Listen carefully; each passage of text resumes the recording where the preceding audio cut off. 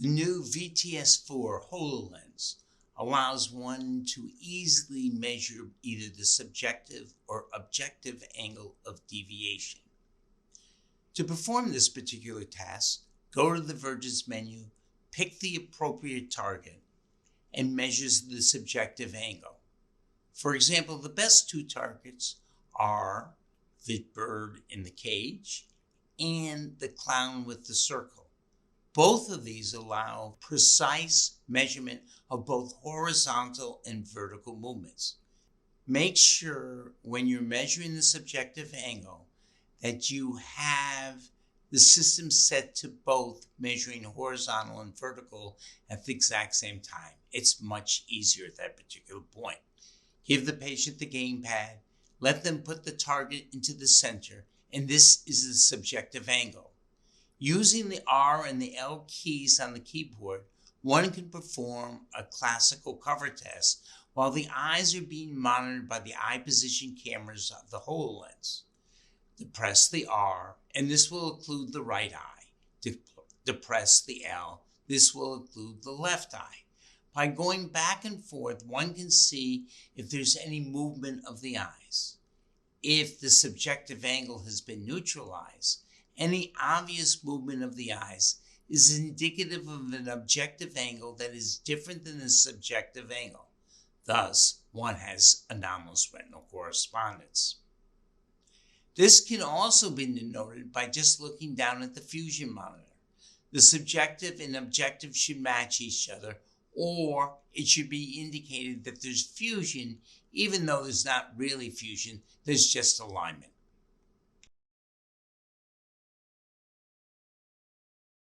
The HoloLens also allows one to measure fusional amplitudes. This can be used therapeutically. One should use a flat fusion target, such as the clown with the cross in it. The cross provides great suppression controls, while the eye movement monitor lets us know where the eyes are properly fixating. Thus, if someone is suppressing, it will be acknowledged by the position of the eyes deviating from the target, and by looking down on the right on the laptop and noting that the fusion indicator is green. If it's yellow, it means that the patient may or may not be fusing because they may not be looking at the target. If it's red, their eyes have deviated from the target that they're looking at, and therefore they're no longer fusion. This automated feature using eye tracking is extremely powerful because number one, it objectively allows one to measure fusional amplitudes, and number two, it differentiates patients who cannot acknowledge diplopia.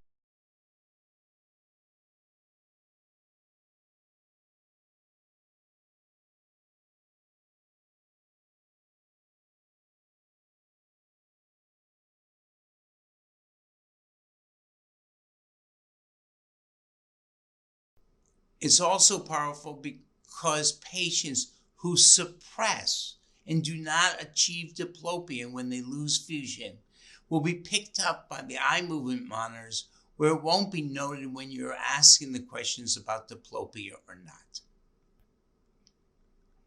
Another exciting feature of the HoloLens is the utilization of prisms. Prisms can be applied either one of three ways. A patient may be wearing prisms. If they are wearing prisms, we advise you to calibrate the system with the glasses on.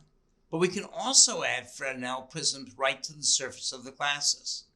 This allows the system to be able to be used with prismatic correction in place. It should be noted that when this occurs, the prisms will not change the position of the images created by the HoloLens, but will alter the position on the eye movement cameras. Thus, there will be a shift in the position of the eyes. A third way of utilization of prisms is to apply it directly to the outside surface of the HoloLens.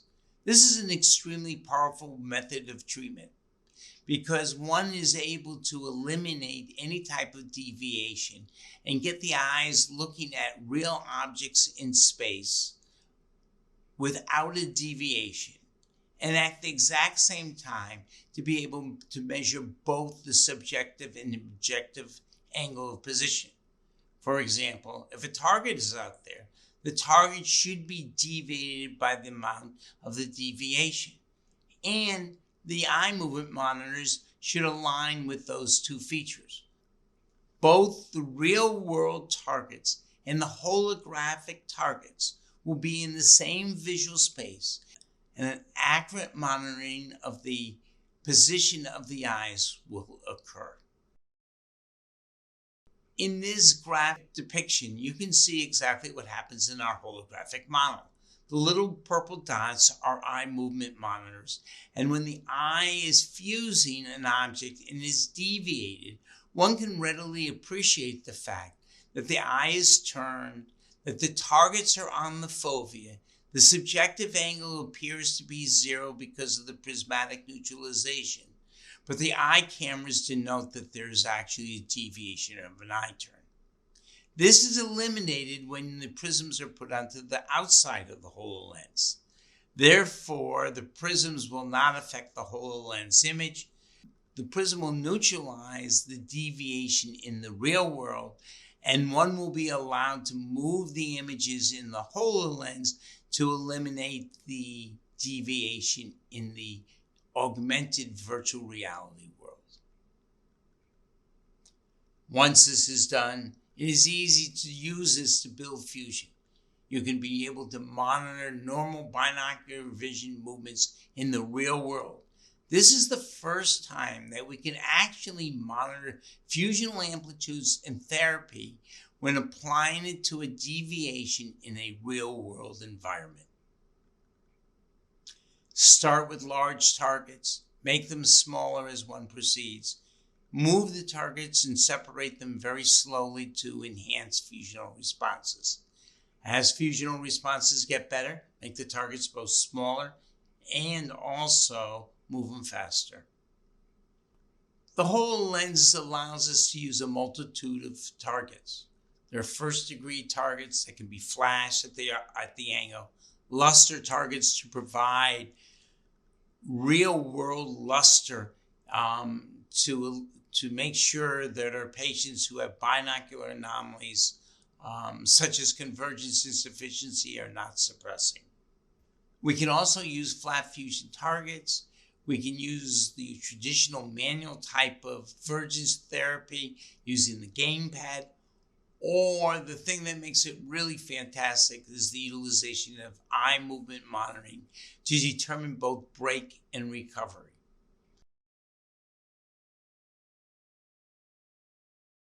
We can change retinal disparity on the fly. We have wonderful targets such as the dog and the ring, and as we manipulate the change in the circles on the outside of the doggus, we're really manipulating retinal disparity, not vergence, and we can get wonderful silo flow and localization.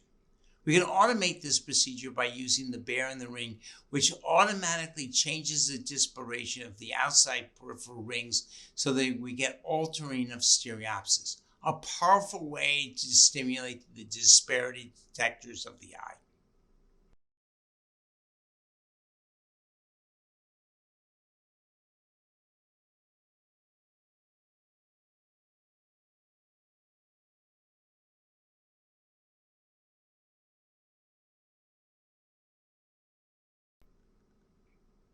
The holographic targets provide unbelievable, realistic three-dimensional targets. The targets have true depth in the real world. As a default, they're locked with the patient. The patient can, if they move their head, still will be able to see the target. Therefore, the child who has a little bit of an attention deficit, who has trouble following instructions, can't get away from the target. They have to view it. They have to do the task. There's no way of getting around it. On the other hand, we have given you the option of being able to lock the target in real space. You can have the patient move, you can have them move closer, further, side to side, and being able to get real world vergence changes in silo.